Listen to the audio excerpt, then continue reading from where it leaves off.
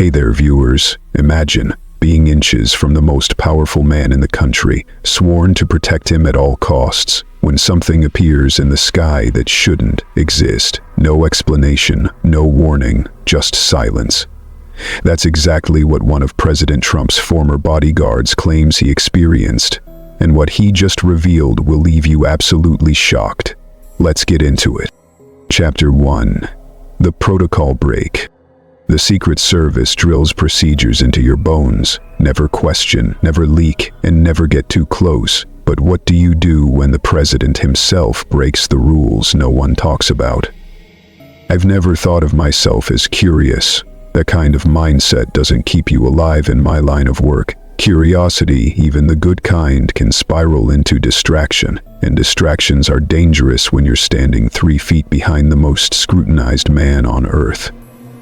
My job was to follow the playbook, not read between the lines. Until that night in Florida, I honestly thought there was a playbook for everything. We were on a routine security detail down at Mar-a-Lago fundraiser. Private dinner, overnight stay, then out the next morning. Nothing out of the ordinary, or at least that's how the itinerary read. Even with the new term beginning and everything feeling slightly more rigid, slightly more alert, the atmosphere on these trips had become second nature. You follow the formation, you listen, you watch, and when the event's over, you stick to the route and do it again the next day. But something shifted just past 2 a.m. when I got the silent call to report to the helipad. No warning, no alert issued to the rest of the team. Just a text from a secure channel I didn't recognize, reading only helipad 3 total. And that was that. When I got there, the rotor blades were already spinning, chopping heavy air into a blur of light and noise.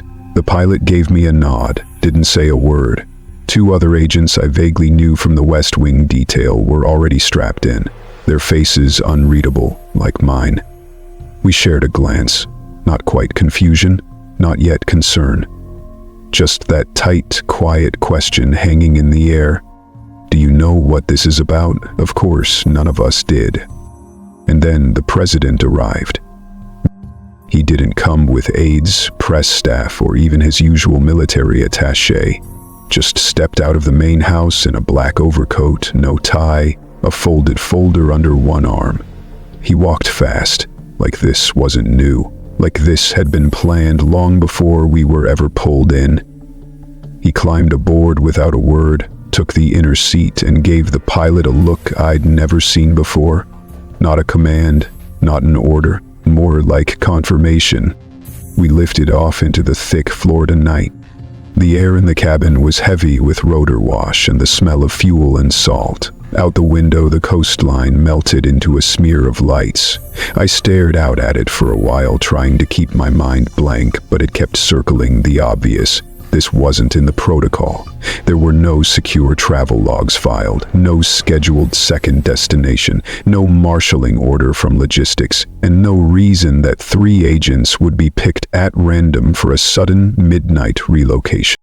I tried my earpiece. Just static. I tapped once to check with command. Nothing. The president didn't speak the entire flight. He sat back, head tilted slightly, eyes open but distant. Every now and then he would reach into the folder and scan a page, but mostly he just waited, like this was routine. I remember thinking that strangely, that he looked like a man keeping an appointment he didn't need to be reminded of. About 45 minutes into the flight, we banked west, out over the Gulf, then inland again. The marshes below turned into clusters of concrete and runway. Eglin Air Force Base. I recognized the layout from previous assignments, but something was wrong immediately. We didn't land at the main strip. We came in low, dipping toward a structure just outside the northwest quadrant. A low semi-dome hangar with no lights on and no tower contact. The chopper touched down rough, and before the blades even stopped spinning, the side door slid open. 3 men stood waiting, all in dark uniforms, no name tags, no insignia. They looked military, but not any branch I could name. I saw no salutes, no introductions, just a sharp nod between one of the men and the president, and then they turned and walked. The rest of us followed until we were stopped. The two agents I'd flown in with were quietly pulled aside. A fourth man stepped up and gestured to me. No words, just emotion. He pointed after the president. "You?" he said finally. "Stay close. No phone. No comms." I hesitated just a fraction of a second, not out of defiance, but because even when you serve at the highest level, you still expect some kind of protocol to guide your movements. This had none. We passed through a narrow corridor just inside the hangar, and then a sliding steel door that opened soundlessly. The walls inside were gray, lined with a soft, rubberized material, lit by low orange fluorescence that hummed like insects. No windows. The air was dry and recycled. It didn't feel like a base, it felt like a bunker. I noticed no one carried radios, no one spoke unless absolutely necessary. Down 2 more turns and we reached a broad corridor that sloped downward. Slightly but deliberately, the kind of angle you wouldn't design unless you wanted to get very far underground, very fast. Along the walls, old rusted pipes ran like arteries beneath a thin layer of new paint. Every 20 feet, a red panel with a blinking green light sat flush with the wall. Access checkpoints maybe, but no ID badges were ever swiped. I wanted to ask where we were going, but I didn't. That part of me, the part that knew better, had already clamped down hard. You don't speak unless spoken to. Especially when you don't know who's running the room. Eventually, the hallway opened into a staging chamber, large, featureless, with reinforced panels across the ceiling. I noticed immediately that the temperature had dropped, not freezing, but colder than it should have been for an underground space. The president paused near the center, handed off the folder to the man in the lead, and then turned slightly to glance back at me. He didn't say anything, just held my gaze for a beat, then turned back toward another door on the far end of the chamber. It looked different, thicker, a blast door painted the same matte gray as the walls. Above it, a camera, though it didn't blink. To the side, a biometric panel glowed white. The man he walked toward was different too, taller than the others, wearing the same dark uniform but with a single silver band around his collar. His hands were clasped behind his back. His eyes never left the door, and the whole time I watched him, even as the president approached and stood beside him, I never once saw the man blink. I took a half step forward. Instinct. The closest official, not one of the ones who came with us, but someone already stationed there, turned and gently, almost respectfully, placed a hand on my chest. "You stay here," he said. It wasn't a threat. It wasn't a command. It was something worse, a given. The blast door opened without sound, folding inward like a vault. Beyond it, I could see nothing, just shadow, dense and still. The president and the silver-collared man stepped inside, and the door closed. That was the last time I saw the president that night. Chapter 2. The briefing room that shouldn't exist. They left me there for what felt like hours. Time starts to bend in places like that. Sealed concrete walls, fluorescent lights that never flicker, air that hums with filtered silence.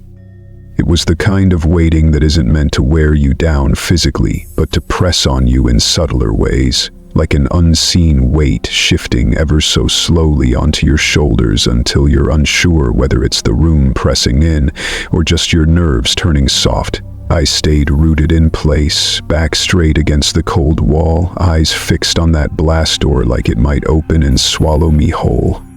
Eventually, one of the nameless men returned. Tall, maybe mid-50s, same uniform, no insignia, expression cut from granite.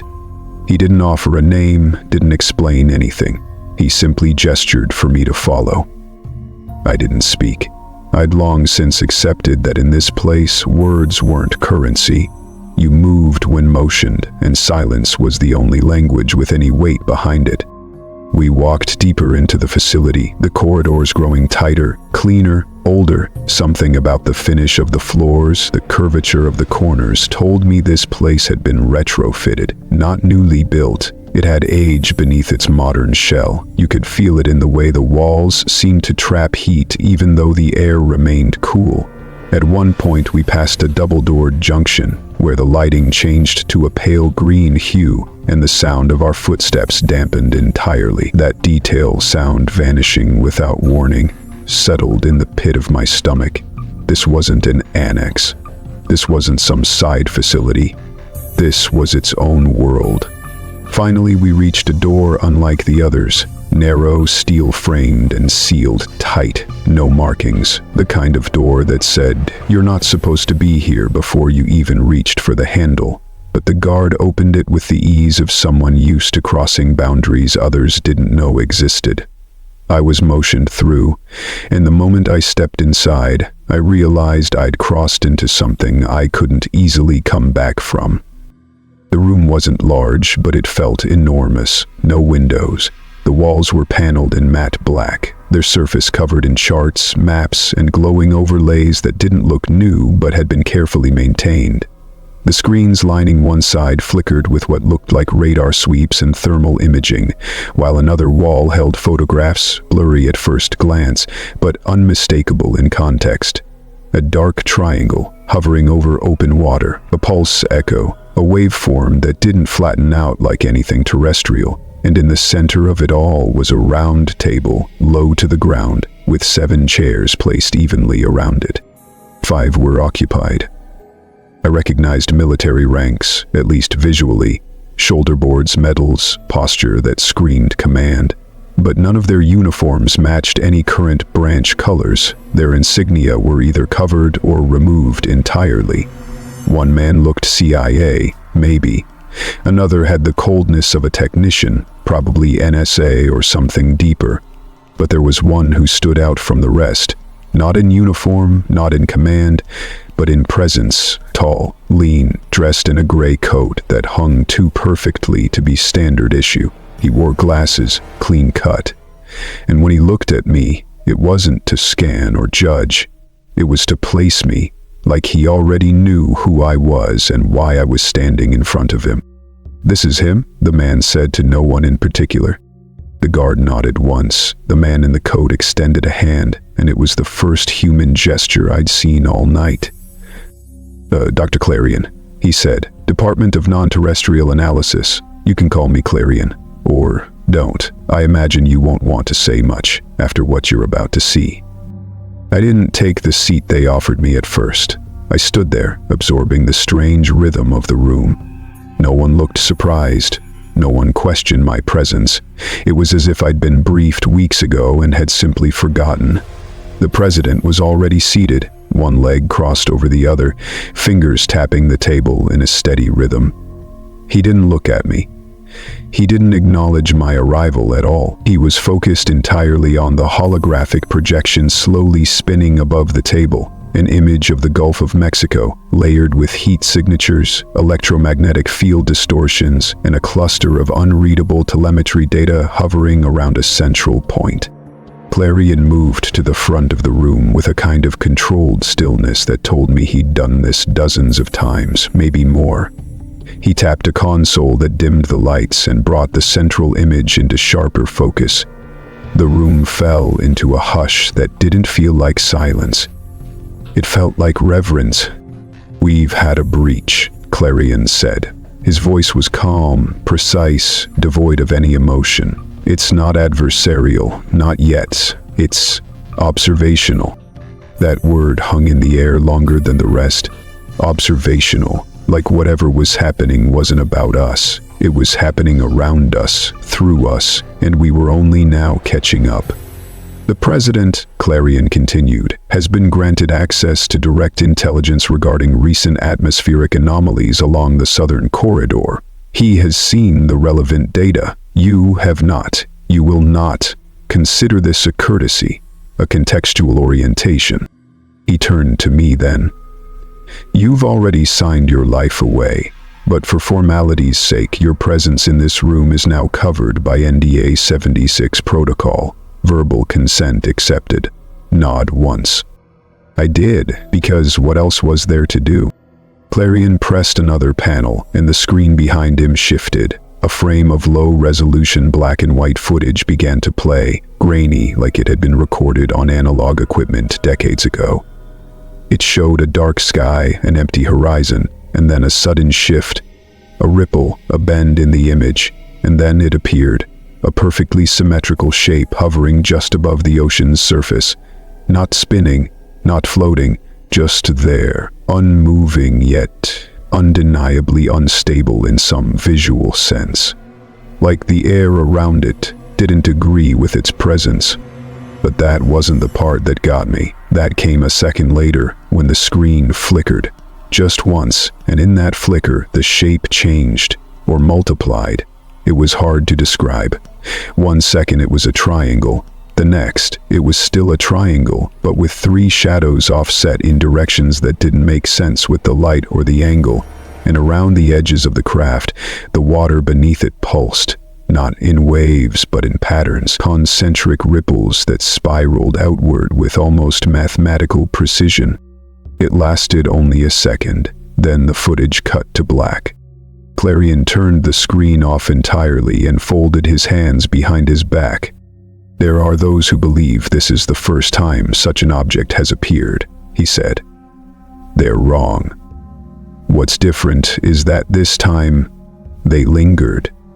They hovered for 23 minutes, long enough to be recorded from 4 separate monitoring buoys, long enough for the field distortion to register on submarine sonar. He paused. The room was still.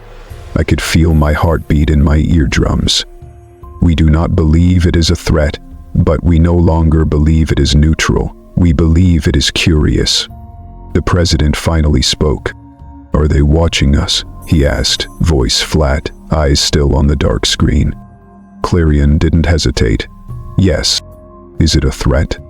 Not by traditional metrics. Do they want something? Clarion took a beat longer before answering. They have responded. The words dropped like a lead weight. No one moved, not even me. I sat there, pulse low and cold in my hands, watching the expressions of the others, stone, unreadable. But something in Clarion's eyes flickered then, just for a moment. Not fear, not awe, something worse, recognition. Whatever this was, it wasn't the beginning of something new. It was the continuation of something very old. And we were only now catching up. Chapter 3. The footage they can't erase. The flight back to Mar-a-Lago was quiet. No one spoke, not even the pilot. We rode in the same chopper that had carried us out just hours before, though it felt like a week had passed in between. The sky outside was dark, but not the kind of natural night you get near the water. It was a different kind of black, deeper, like something unseen was hanging just above the clouds, pressing the whole world down. I sat across from the president, but he didn't say a word, didn't look up. His arms were crossed and his foot tapped out a slow, consistent rhythm on the cabin floor, not in impatience, but in thought, like a clock counting towards something only he knew was coming. I wasn't sure if I was allowed to process what had happened, or if that part of me had been turned off somewhere back in that bunker. I just stared at the floor and waited for us to land. I remember feeling a strange pull in the center of my chest, as though a part of me had been left behind in that underground room with the screens and the flickering footage. I didn't want it back, but I felt its absence like something hollowed out and replaced with cold static. When we landed, the rest of the team was already repositioned, assembled like clockwork, as if nothing had happened. Standard post-event formation, detail rotations, brief security recap. Everyone moved like professionals, even the ones who had to know something was off. But no one asked. No one broke character. I guess that's what makes the service what it is. You learn how to not ask even when every nerve in your body is screaming that something is wrong. I was handed an envelope in silence. No name on it, no seal. Inside, a single sheet of paper, typed, unsigned. No communication of the evening's off-site operation is authorized through verbal, written, or digital channel. All inquiries to be redirected to command. No exceptions. That was it. Just instructions not to speak. A warning dressed up as a memo. Back in my room, I didn't turn on the lights. I sat on the edge of the bed and stared at the carpet, listening to the faint hum of the AC unit in the ceiling and the occasional creak from the hallway outside. The hotel suite was just off the inner courtyard, far enough from the guest wings that no one would wander past unless they had a reason to. I kept the door bolted out of habit, but I didn't feel secure. It wasn't just the silence or the weight of what I'd seen, it was something more primal. Like my skin knew before my brain did that something wasn't right. I should have showered, should have changed out of my uniform, should have filed a mental debrief, run down every moment from the night, tried to slot it into some kind of logic. But I didn't. I just sat there in the dark, hands loose in my lap, waiting for something I couldn't name. When the knock came, it wasn't loud, just 2 soft taps. Not enough to wake anyone, not enough to trigger a reaction. I stood slowly, walked to the door without turning on the light, and looked through the peephole. No one, just the hallway, empty and still. But when I opened the door a crack, I saw it. A thumb drive, small, silver, no label, and a yellow post-it stuck to it like an afterthought. If you saw what you think you saw, don't look. I stared at it for a long time before picking it up. That note, it was like a whisper, a dare and a threat all at once, the kind of sentence that doesn't give anything away but still says too much. I turned it over in my hand, feeling the edges, checking for anything. Scratches, fingerprints, a mark of who had left it. Nothing, just an anonymous shape holding something I already knew I wouldn't be able to ignore. I didn't plug it in right away. I placed it on the desk and stared at it like it might blink back at me. There was no logo on it, no serial number. It wasn't one of ours, or if it was, it had been scrubbed clean. I waited 10 minutes, then 15. Finally, I pulled out the secondary laptop from the case I always traveled with. An offline device used for local data reviews and reports. No wireless capability, no Bluetooth. Isolated. The moment I connected the drive, it loaded a single folder, no name. Inside 4 files, each labeled only with a date, all recent. All from the last 10 days.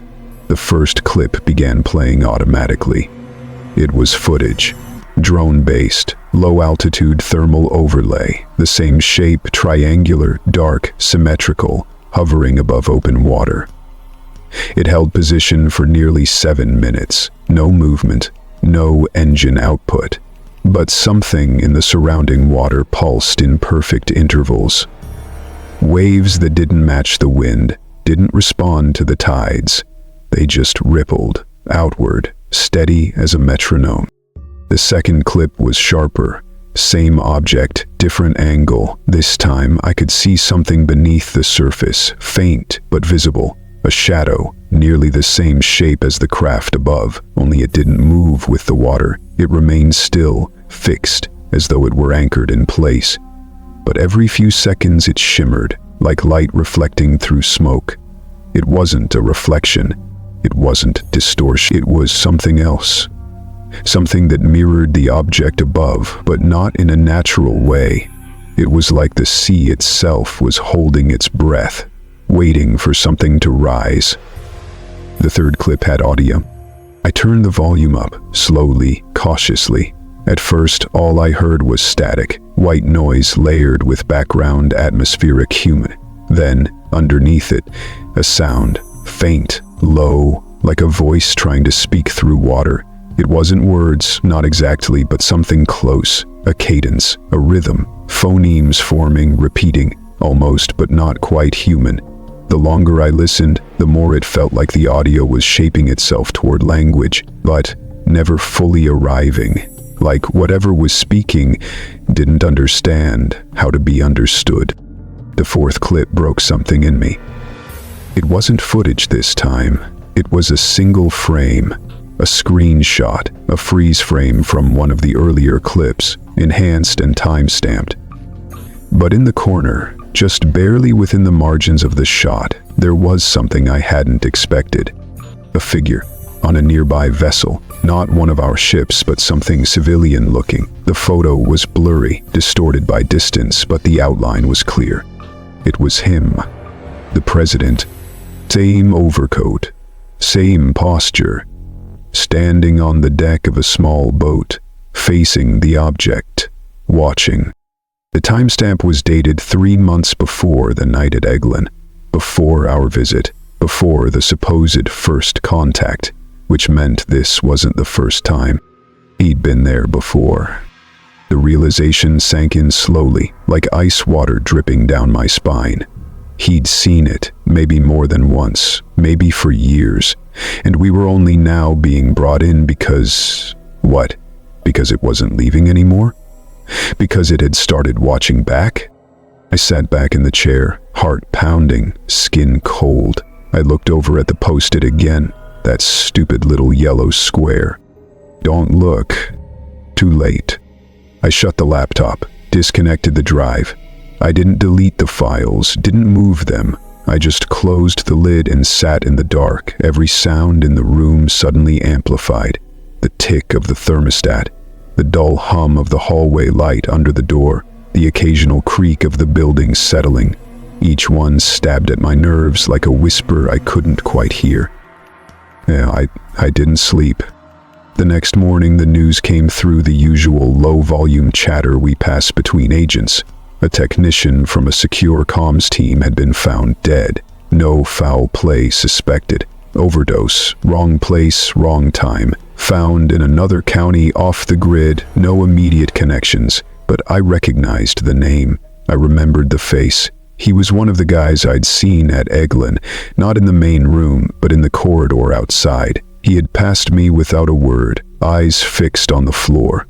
Same man, same posture. And now he was gone. No one asked questions. No one paused. And I didn't say a word. Chapter 4. The message Trump never spoke publicly. A week passed like a dream. I couldn't shake, half sleep, half memory, the kind that pressed against the back of my skull when I tried to focus on anything else. The files from the thumb drive haunted me in flashes, especially that frozen image. The one with him standing on that boat, alone, facing the impossible. The timestamp circled itself over and over in my head like a loop I couldn't break. Every hour I spent in routine work back at the White House, briefing new agents, reviewing motorcade routes, pretending like normal still existed, just made that one detail scream louder in my head. He had seen it before we had, and he hadn't said a word. I told no one, not because I was afraid, though maybe I should have been, but because I didn't know what speaking would do.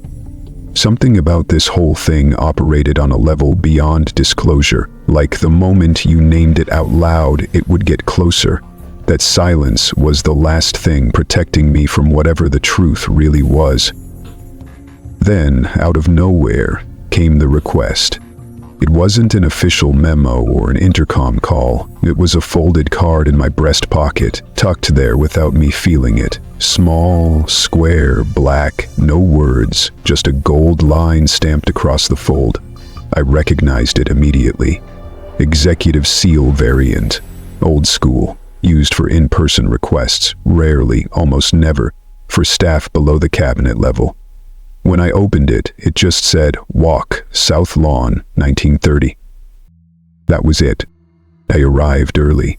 The day had folded into dusk, the White House casting long shadows across the grass. The security footprint had been minimized, whether because the president wanted privacy or because this was something even the detail wasn't supposed to see, I didn't know. But I stood there, back straight, hands folded behind me like always until the East Wing doors opened and he emerged. Alone. He walked like someone thinking 5 thoughts at once. No coat, no aid, just the signature long stride and a certain tension in his shoulders I hadn't seen since before the election. I didn't salute. I didn't speak. I just fell in a half-step behind him as he started down the paved path toward the trees near the fountain. For a while he said nothing. We walked in silence, the kind that doesn't feel awkward or hesitant, just waited. The kind of silence that feels like a conversation already happening on another level, waiting to bleed through. Then, without turning, he said, "They think it started in the 40s. That's the story they stuck with."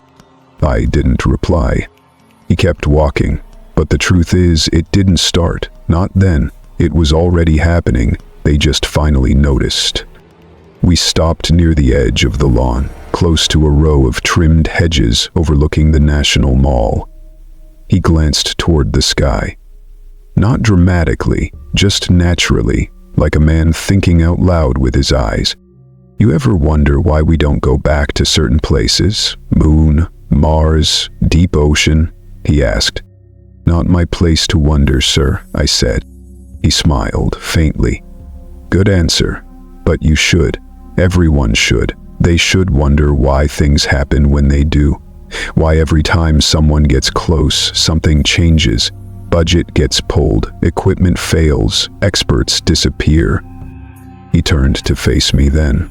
His expression wasn't tense or troubled. It was focused, sharp, like every word he was about to say had already been weighed 100 times. "There are things you inherit in this job," he said, "and not all of them are political. Some of them are old, very old, older than the country, older than the idea of countries." I stayed still. The wind moved slightly through the hedges behind us, but the rest of the grounds felt dead quiet, like even the insects were holding their breath. "They call us the inheritors," he continued, "but we didn't build the things we control. We're just keeping the pieces from falling apart long enough to pass them to the next guy." He paused. His eyes didn't leave mine. "Some of those pieces don't want to be passed." I didn't ask for clarification. I did. He reached into his pocket and pulled out a small black envelope. It looked expensive. Thick paper, no seal, no markings. He held it between 2 fingers for a second, then offered it to me. "You'll know when to open it," he said, "and you'll know who else shouldn't." I took it, didn't look at it, didn't tuck it away, just held it in my hand, feeling its weight. He nodded once, then started walking again. We didn't speak after that. The walk back was shorter somehow, like the distance between moments had collapsed. When we reached the base of the residence steps, he climbed them without looking back. I remained on the lawn, the envelope still in my hand, long after he was gone. That night, I locked it in the small biometric case I kept under my bed, one reserved for classified travel orders and emergency protocols. I didn't open it. I didn't even study the seal. I just stared at it through the glass and wondered why it felt heavier than it should. The next morning, it was gone. I don't mean misplaced or forgotten, I mean physically removed. The case was intact, no tampering, no evidence of entry. But where the envelope had been, there was only air. I didn't report it. Who would I tell? A black envelope the president gave me disappeared from my secure case overnight. That's not a line that buys you time, it buys you scrutiny. 2 days passed. Then, on the 3rd morning, I opened my locker before shift and found it sitting on top of my spare holster. Same envelope, same weight, no message. I checked everything. Footage, keycard logs, biometric entries, nothing. No sign that anyone had been near it. I even had one of the maintenance techs run a sweep for print residue. He came back pale, said the only prints on the envelope were mine, but that the paper itself gave off a faint trace of iodine radiation. That wasn't normal. Nothing about this was. That night, I checked into a cabin we used occasionally for training simulations. Isolated, off-grid, and never booked unless requested. I signed it out for equipment testing and went there alone, envelope in hand. I waited until well past midnight, then sealed the doors, covered the windows, and opened it. Inside was a single photograph, thick stock, black and white. It showed a craft, triangular, hovering over water. Same one from the footage, but clearer, taken from close range, framed dead center. And beside the image, embossed into the lower corner of the photograph, was the seal of the President of the United States. No context, no text, just that image. On the back, a line had been written in dark ink, steady and deliberate. "They're not waiting for our approval anymore." I sat there for a long time after that. No thoughts, no panic, just a silence I couldn't shake, like the quiet between pulses in a failing heartbeat. I looked at the photo again, at the way the craft hovered as if gravity had stopped applying, as if the world was bending to make space for it. And I realized something. Whatever this was, whatever had been inherited, wasn't just information, it was a burden. One that had been passed down in silence, locked away in vaults, kept alive through whispers and eyes-only folders. And now, it was waking up. Chapter 5. The Visitor on the Tarmac. They said we were heading straight back to the White House after the event. A simple appearance in Pennsylvania, middle of the week, nothing unusual. Just another speech for domestic manufacturing, crowd of loyalists, a tightly choreographed motorcade, then a direct return to Washington. I'd done the same type of run dozens of times. It was the kind of detail that lulled you into routine, predictable, controlled, safe. But routines, I'd come to understand, were lies we told ourselves, especially when it came to him. We were halfway through the return leg when I noticed something was off. The motorcade didn't follow the expected route. Instead of peeling off toward Joint Base Anacostia Bolling like we normally would, we turned sharply onto an access road leading toward Andrews Air Force Base. No radio update, no advance change to the manifest, just a silent detour that everyone involved seemed to understand. But me, the earpieces were quiet, the vehicle chatter non-existent. The lead car drove like it had been instructed an hour ago, but no one told me. I tapped my comm once subtly. Command, verify redirect to Andrews. Over. Nothing.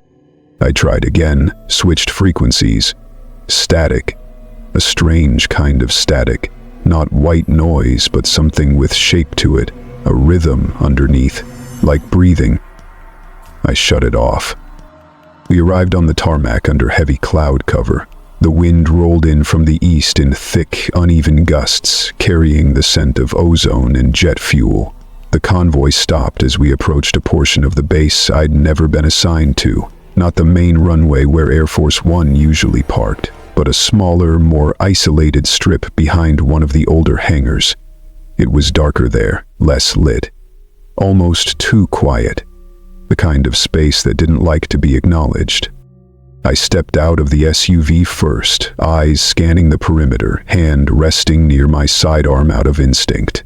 The other agents took position, but their stances were more relaxed than I expected, like they knew whatever was happening wasn't ours to interrupt. That's when I saw the aircraft. It was sitting just off the edge of the tarmac, maybe 70 feet from where Air Force One waited in idle silence. The plane wasn't military, not by any recognizable designation. It had no tail number, no insignia, no markings. Matte black, angular in a way commercial aircraft weren't. Its form was sleek but subtly wrong, like it had been built to blend in until someone really looked. I did. It was too small to carry a full passenger load, but too large to be a private executive jet. There were no visible windows, no stairs, no boarding bridge, just a single ramp descending from the belly, and standing at the bottom of it, motionless, was a figure. Tall, thin, perfectly still.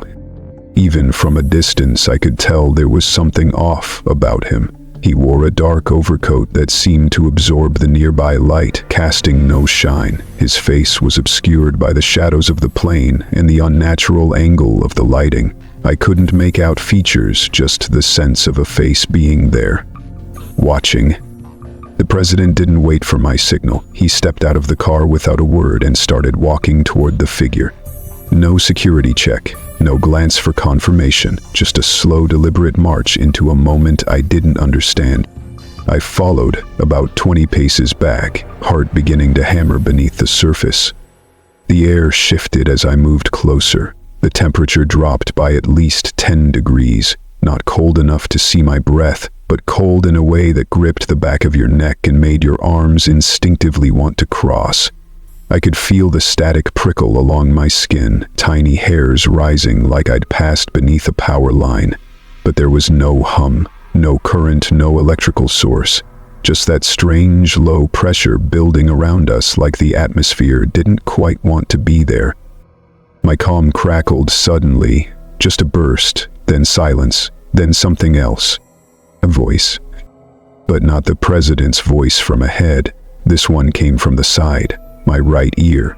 A single sentence, sharp and unmistakable. Maintain proximity. That was his voice, but he hadn't said anything. He was still 20 feet ahead, walking steadily toward the waiting figure, whose posture hadn't shifted by even a fraction. I stopped, looked around. No one else reacted. The agents near the vehicles were calm, scanning the perimeter, standard pattern. Not a single one of them showed any sign of hearing what I'd heard. I tapped the comm unit gently, disconnected it, tossed it into my coat pocket. The president reached the base of the ramp. He and the figure stood there, facing each other in total silence. No handshake, no words, just two outlines in the night, the wind curling around them like a question no one wanted answered.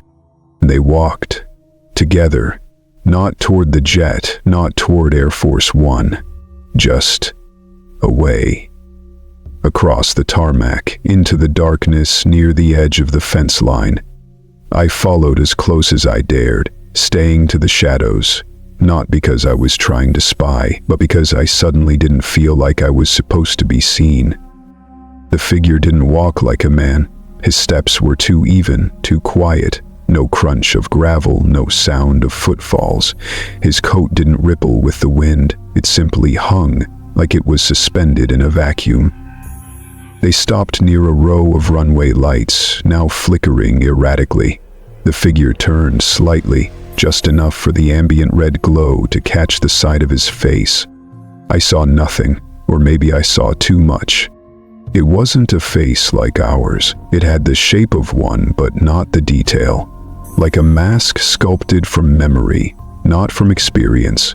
And yet it looked at the president with something more than recognition. There was intent in that gaze, direction, an exchange happening beneath language. I took one step closer, and the world skipped. I can't explain it any other way. One moment, I was standing there, breathing heavy, eyes fixed on them. The next, I was blinking into a moment that had shifted by at least 3 seconds. The wind had changed, the lights had stabilized, and the figure was no longer beside the president. He was behind me. No sound, no warning, just a presence. I turned slowly, every muscle taut, heart thrashing like a trapped bird. He was standing no more than 4 feet away, still as before, coat unmoving, gaze fixed on mine. "You are not the only one tasked with protection," he said. It was not a voice, not exactly. The words came from everywhere at once, from the air, from inside my chest, from my own thoughts, vibrating in a pattern I couldn't block out. They weren't spoken so much as implanted, understood before they were even heard. Then he was gone. Just like that. No fade, no flash. One blink and the space where he had stood was empty, the air slowly returning to something approximating normal. The president stood alone at the far edge of the tarmac, head lowered, hands folded behind his back like he was standing at a grave. I didn't move for a long time. My limbs wouldn't let me. I felt like I'd been rewired from the inside, like my muscles still answered to me, but only barely. When we finally boarded Air Force One, everything proceeded as if nothing had happened. The president didn't speak to anyone. He sat in his usual seat, brows furrowed, fingers steepled beneath his chin. I returned to my assigned position and kept my eyes forward, but I could feel it now, watching me. Not just the thing I had seen, but something behind it, beyond it. Facebook, something that had looked through me and understood what I was made of. Chapter 6. The Buried Briefing. I never thought retirement would stick. I'd seen too many agents try it, pack up, disappear into some dusty county where nothing moved faster than a mailbox, and come crawling back 3 months later, starved for the weight of purpose. You don't stop being what you were, you just stop wearing the suit. But after what I'd seen, and more importantly what I couldn't explain, I knew I couldn't keep standing behind someone and pretending I didn't understand the shadows that followed him. I lasted 6 months. 6 months of silence. I turned off every channel, every encrypted contact, every backdoor drop point I'd ever used. I told no one where I was going, bought a cabin in northern Idaho under a name that wasn't mine, and let the stillness settle into my bones like winter. But the truth is, silence doesn't mean safety, and stillness only gives what's watching you a clearer view. The envelope arrived folded into my jacket lining, a coat I hadn't worn in weeks. I didn't find it until I went to shake it out before a storm rolled through. Just a single sheet of paper, cut from unmarked stock, folded once. No ink, just a series of punched holes, a string of dots and gaps in a language no one teaches anymore unless you've spent time in certain corridors under the Pentagon. The code wasn't complicated, 4 groups of numbers, followed by a date. The date was mine, the coordinates led to Nevada. The facility was one I hadn't heard mentioned in over a decade. It didn't exist on any active base registry, and even when it had, its name had changed so often that no one knew what to call it anymore. Some said it was part of a radar calibration program in the 60s. Others said it was a weapons storage depot. But I knew better.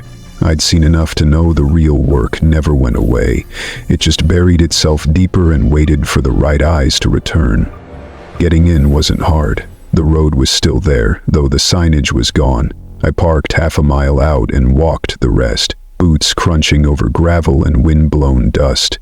The air tasted of sun-baked iron, dry and sharp. The entrance was where it had always been, camouflaged behind a rusted vehicle bay, the keypad still faintly lit behind a false panel. The code still worked. Inside, the smell hit me first. Paper, copper, and time.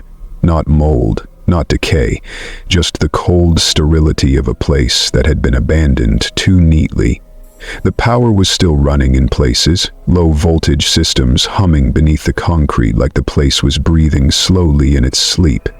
I moved through the lower halls with a flashlight, past shuttered doors and empty racks, until I reached the room they'd led me to. The vault door was already open. Inside, it looked like a library had collided with a war room.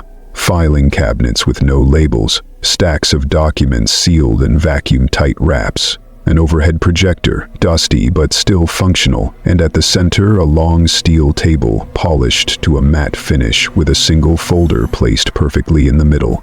Cream-colored, frayed edges, marked in faded black lettering, majestic continuity, brief, 17B. I opened it slowly. The paper inside had yellowed, but the ink held firm. The pages were thick, typewritten in some places, handwritten in others. The first few sheets were familiar, references to events I'd only heard whispered about during my time on detail. 1947, Roswell, the establishment of MJ-12, though never named directly. Terms like interdimensional signature anomalies and protocol tiers for observational trespass leapt from the page like sirens. But then came the phrase that stopped me cold. Subject 45, receptive class clearance. At first, it didn't register. Subject 45 sounded clinical, abstract, but the deeper I read, the more the context made itself clear. This wasn't a person in the way we normally classified them. This was a designation, a label applied to someone actively chosen, someone who had crossed a threshold willingly. The 45 meant exactly what it seemed to. President number 45. Trunk. The next page was older, dated 1989, a memo written during the tail end of Reagan's final year. It spoke of contact, not confirmed, not documented, but suspected. It referenced civilian exposure and non-governmental observation of atmospheric rifts over coastal airspace. The name wasn't included, but the location was Palm Beach, Florida. Even then, something had happened. There were photos, grainy, color-drained images that looked like thermal scans over the Gulf. Heat blooms and ripple zones, much like the ones I'd seen back in the underground facility. But these were from the early 90s, before Trump ever held office, before most even took him seriously in political circles. He had seen something, and whatever it was, he hadn't let go of it. The file went on, cross-referenced presidential briefings dating back to Truman, Eisenhower's personal memoranda, which had been redacted so heavily they were more black bar than text, Nixon's suppressed interviews, never aired, never transcribed, Reagan's dream journals, of all things, submitted voluntarily after several weeks of insomnia during his second term, a single note from Carter, written in his own hand, "I thought they'd show me more." But the key detail, threaded through every era, was the clause, a line buried deep in the language of executive continuity, amended quietly in 1949 and reaffirmed in 1977. Presidents shall only be fully briefed upon demonstrated receptivity, as determined by interactional indicators or independent confirmation by observational entities. It wasn't about national security anymore. It was about willingness, permission, not from us, but from them. Trump had asked to know more. He hadn't waited for the doors to open. He'd knocked until they had no choice, and once they did, he stepped through without hesitation. The final pages of the folder weren't typewritten. They were handwritten, looping and sharp, in ink so dark it almost looked wet. No signature, no heading, just a series of thoughts, scrawled like someone trying to get them out faster than they could think. The veil is thinner now. They exist outside of time. They wait until we notice them, and then they decide whether we were worth being noticed at all. Some heard the warning. Most didn't. Truman did. Eisenhower pretended. Nixon understood but wanted control. Reagan tried to forget. Carter regretted asking. Bush said nothing. Obama played along. 45 asked to play. Beneath it all, a single line, etched deep into the final page with such pressure it had torn the paper in places. Their influence grows in silence, and the silence is louder than ever before. I sat in that room for hours, the folder open in front of me, heart pounding like a slow drumbeat. The air felt heavy, like I'd walked into the center of something much older than politics, older than the presidency, older even than the idea of leadership. This wasn't about one man. It never had been. It was about who listened, who watched, who asked the right questions, and more importantly, who refused to pretend the answers weren't already known. I thought of the envelope, the photograph, the voice in my comm that hadn't come from any speaker. I thought of the man on the tarmac, the way his presence had bent the world around it like gravity, the way his words had burrowed straight into my mind without ever being spoken. And I realized, sitting in that decommissioned vault, that I'd been part of this longer than I knew. We all had. We just hadn't noticed how quiet it had gotten. Chapter 7.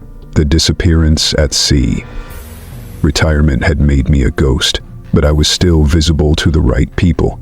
I knew that from the moment I got the envelope, folded into the spine of a book I hadn't touched in months. I'd been reading less lately, not for lack of time, but because the silence between words had started to echo. That kind of silence has a shape, a weight. Once you've been in certain rooms, heard certain voices without mouths, and seen shadows that don't belong to anything casting them, you learn to fear the quiet more than the noise. The message was brief, 8 words, typewritten on paper yellowed at the edges. You were there when it began. You should see how it ends. There was no return address, no signature, no seal. I knew exactly who it was about. He was no longer president. The transition had happened with all the usual handshakes, press briefings, forced grins, and closed-door damage control. History had already started rewriting him into neat soundbites and commentary blocks, but none of it meant anything to those of us who knew the weight behind his silences. The people who had stood close enough to feel the change in him, not politically, not personally, but fundamentally, knew that he had come back different from certain meetings, certain nights. The message led me to a private server tucked inside a forgotten military research domain. Access required a biometric login I hadn't used since leaving service, but somehow it worked. Inside was a single data file, satellite footage, infrared overlay, timestamp. I played it 5 times before I understood what I was seeing.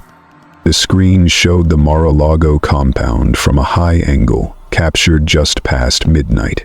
The estate was quiet, the surrounding perimeter running its usual grid of silent patrols. Then, a figure exited the east wing through a lower-level door, usually reserved for catering and supply staff. No escort, no press, no clearance logs filed for movement. Just a lone man, wrapped in a dark overcoat, moving with a steady, measured purpose. Trump. He didn't hesitate. He didn't pause. He simply walked out of frame, reappeared 20 seconds later at the far edge of the private dock extending into the Atlantic. A small personal watercraft sat there. Nothing military, nothing advanced, just a sleek vessel barely large enough for 2 passengers. The infrared showed his heat signature boarding it. Then it moved, slowly at first, then accelerating. No navigation lights, no tracker signal, just a cold line cutting through the sea. He disappeared from view exactly 13 minutes later. 3 hours after that, the radar images changed. Not visibly at first, but beneath the surface, a signature began to form, dense, layered, not a wave, not a sub, not weather, something else. It wasn't just the shape that was foreign, it was the way it reacted to everything around it. The water warped differently. Pressure sensors pinged phantom returns. Currents changed direction without explanation. A field formed, geometric, triangular, with edges that pulsed inward instead of outward, like a black hole collapsing in slow motion beneath the ocean. Then it was gone. No explosion, no breach, just silence. They searched, of course, or at least that's what the official briefings claimed.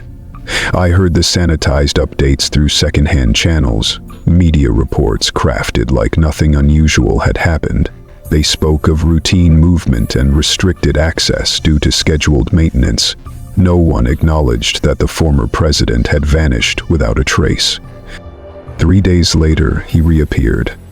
No announcement, no statement, no emergency team.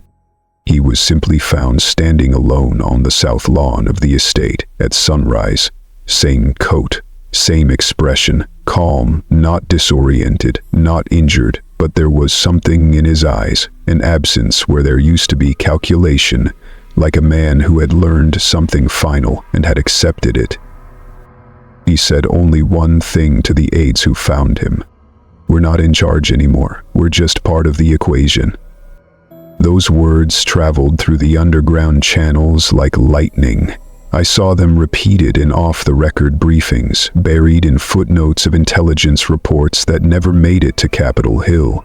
Analysts flagged it, debated its meaning, tried to place it in political contexts, but they were all wrong.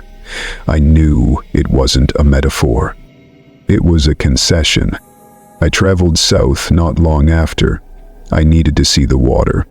I stood on the very dock he'd departed from, long after the estate had quieted for the night, and stared out into the ocean like I could summon the shape of what had taken him. The water was still, but the air held that same taste I'd known once before. Metallic, humming, sharp like ozone. I thought about the figure on the tarmac, the one who hadn't walked like a man, who hadn't spoken like a man, the one who had said I wasn't the only one tasked with protection. I had assumed it meant someone else on my side, another agent, another watcher. But what if that wasn't it?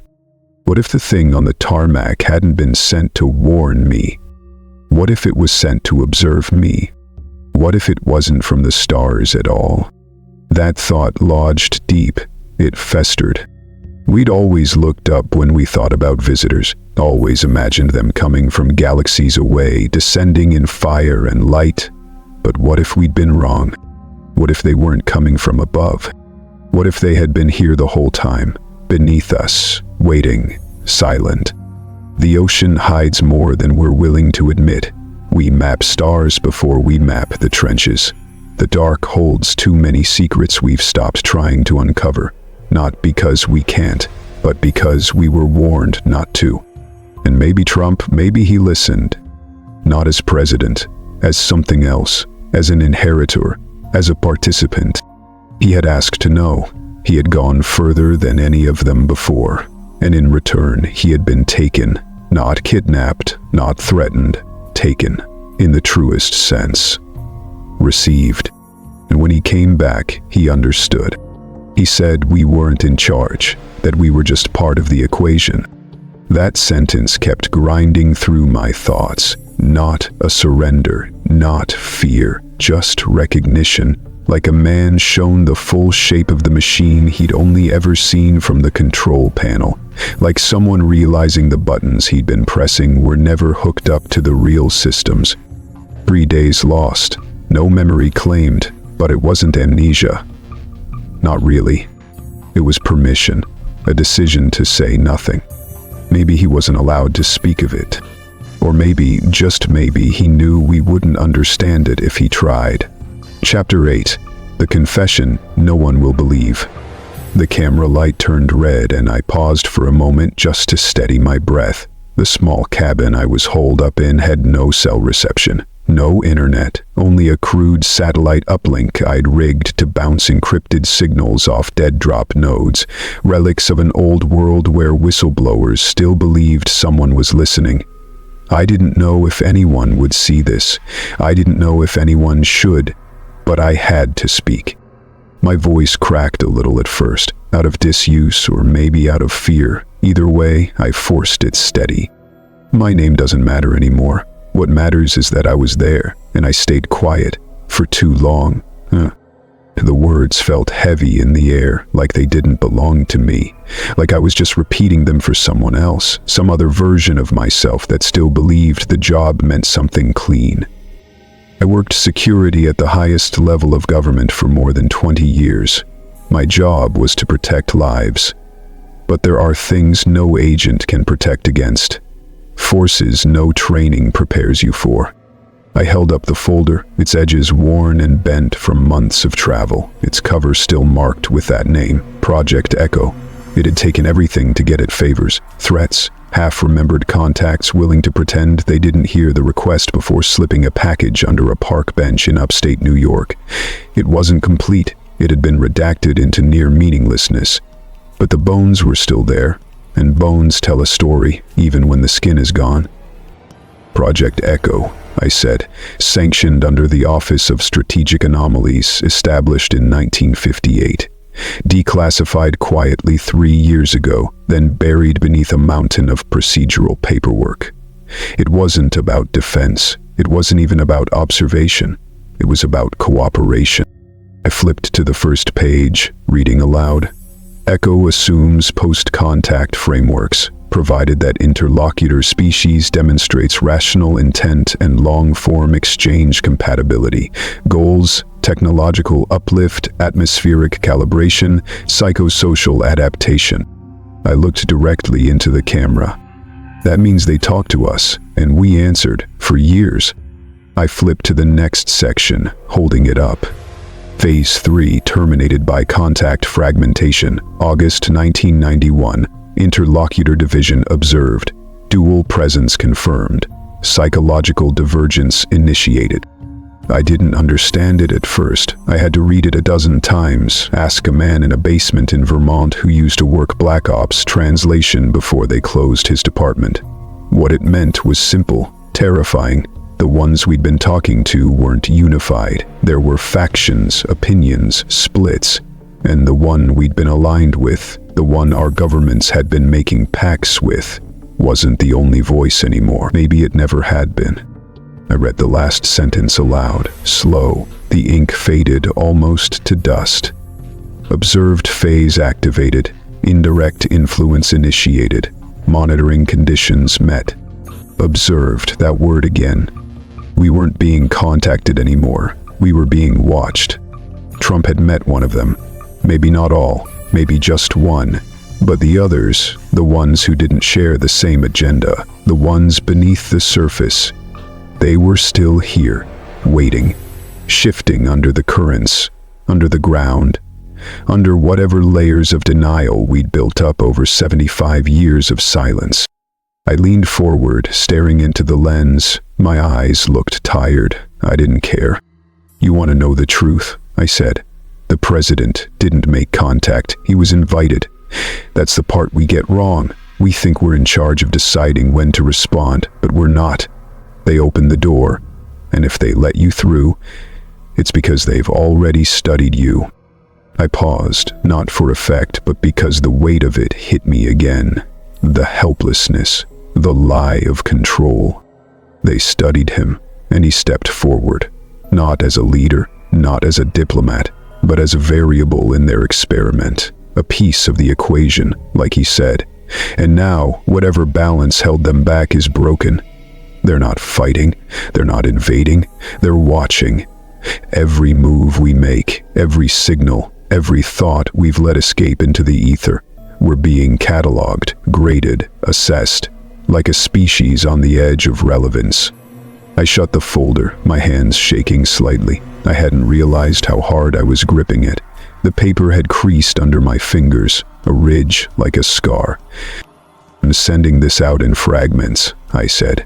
"To old contacts, to the ones who haven't gone dark or disappeared, to networks designed to stay hidden. Not because I want to start panic, but because someone out there still needs to know, even if they won't believe me." I leaned back in the chair. My breath felt shallow, like the air had changed without warning. "There's something else," I added, softer now. "Something I haven't said out loud yet, because I don't know what it means." I held up the old envelope. The black one. The one that had reappeared in my locker all those months ago. I hadn't opened it again, hadn't needed to, but lately I'd been hearing things, at night, in dreams, or just beyond hearing. A voice that sounded like mine, but older, warmer, sadder. It kept saying the same thing. "You were supposed to forget." I didn't know what that meant, but it had burrowed into me like a root system, branching through every thought, every memory. "I think they left something behind," I said, "in him, in me, maybe in all of us who've seen them.